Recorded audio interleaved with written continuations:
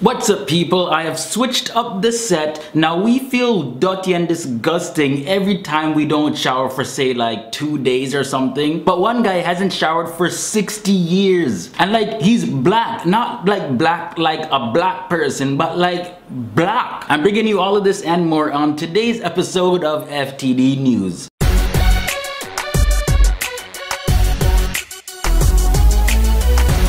Now today's question of the day, a little bit personal. What's the longest that you went without showering? Let me know. Leave your comments in the boom box. Now when I was a kid back on summer break one time, I believe the longest I went was like a week without showering because I just wanted to play and watch TV. Don't judge me. Well, Amu Haji from Iran claims that uncleanliness makes him healthier. And on top of not showering for 60 years, he smokes animal doo-doo. He's 80 years old now and I can't even imagine the stench of death and dirtiness that emits from his entire being. His BO is probably kicking like Bruce Lee.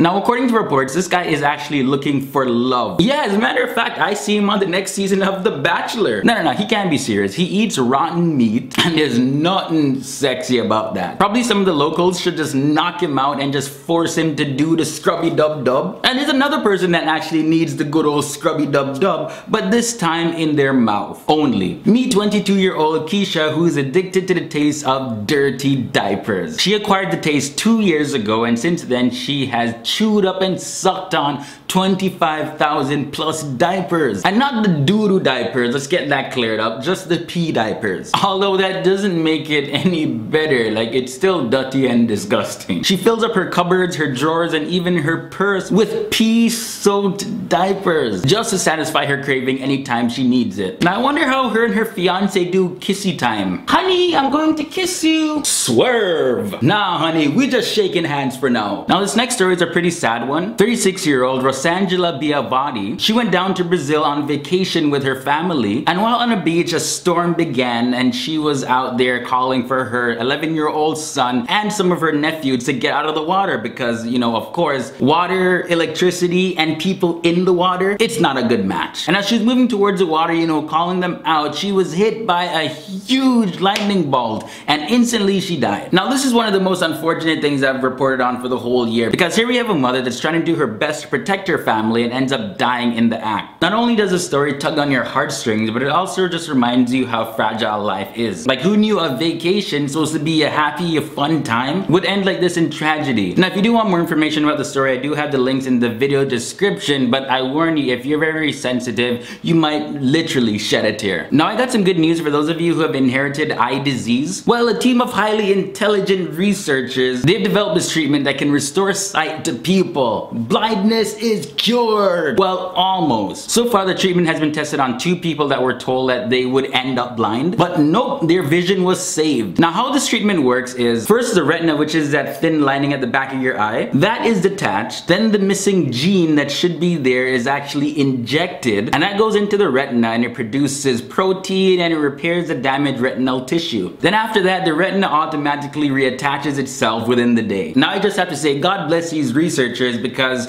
although not all forms of blindness can be cured, this is definitely a step in the right direction. But anyways, people, that was my 5 cents on everything. In my last episode, I asked you guys if you can come up with a news headline that describes yourself, what would it be? And this is what you guys commented and said. Thanks again for tuning in to another edition of FTD News. I will see you back here tomorrow on Friday for another FTD News Week in Minutes, where I also take a look at some of your comments. So in the meantime, guys, hit me up on the Facebook, Twitter, Instagram, all of them kind of things, and I will see you guys tomorrow. Until then, I'm Leroy Sedman Kenton. Boom. I'm out.